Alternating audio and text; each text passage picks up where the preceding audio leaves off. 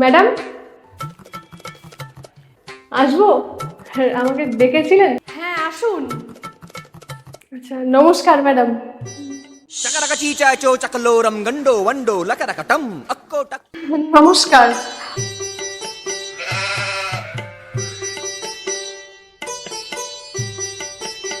বসুন বসুন। এলিনা না ক্লাসে অনেক চুপচাপ থাকে। কি মনে হয় ওর কোনো আওয়াজ বেরোয় না? কি রে তুই কি অসুস্থ হয়ে গেছিস নাকি? এনিন আমি আপনার জন্য কিছু জিনিস এনেছি। এনিন এই লাঠিটা রাখুন।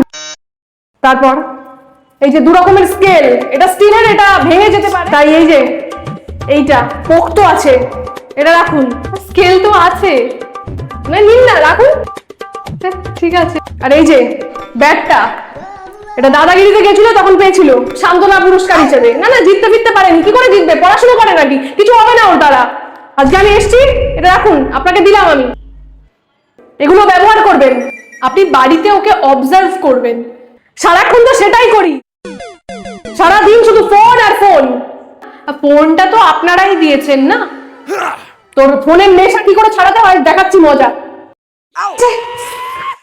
শুনুন আমার কথা শুনুন, আপনি এগুলো দিয়ে মারতে মারতে ওকে 3 রাস্তার মোড়ের মাথায় নিয়ে যাবেন, নিয়ে গিয়ে কান ধরে দাঁড় করিয়ে রাখবেন, পারলে উঠবস করাবেন, সব ভেঙে দেবেন। এগুলো রাখার কিছু দরকার নেই, আমি আপনাকে এগুলো দিলাম। আমি ওর বাবা একদম আপনার হাতে দিয়েছি, এবার আপনার দায়িত্ব। আপনি একদম ওর কথা ভাববেন না, ওর গলা দিয়ে তখন কি করে আওয়াজ বের করতে হয় সব দেখে নেবো আমি। আপনি বাঁচিয়ে যে রেখেছেন ওকে প্রাণে, এটাই তো অনেক বড় ব্যাপার। আপনাকে শত কোটি প্রণাম। পড়াশোনা করার তোর দরকার নেই, তোর যা কাজ করতে ইচ্ছে করে সেগুলো করে তুই নিজে খেটে খা, তোকে আর আমি দেখবো না। এই তো ওর বাবা কত কষ্ট করে আপনি জানেন না, আর তারপরে ও এখানে এসে পয়সা ধ্বংস করছে। আপনি ভালো করেছেন আমাকে ডেকেছেন, একদম ধন্যবাদ ম্যাডাম।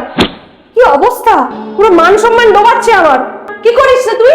এই নিন মাইনেটা রাখুন, অ্যাডভান্স রাখুন, রাখুন।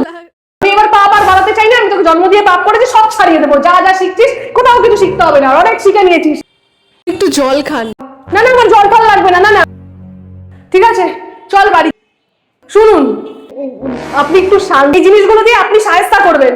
আপনি নরম ভাবে কথা বলেন তো, চেপে বসেছে আপনার ঘাড়ে। না মানে ও অতটাও খারাপ না, ঠিক আছে একদিন আমি আসবো ম্যাডাম, একটু শান্ত।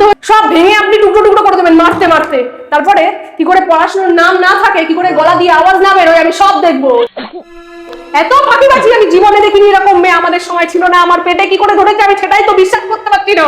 ওকে আর কিছু বলবেন ম্যাডাম? না না চল বাড়িতে।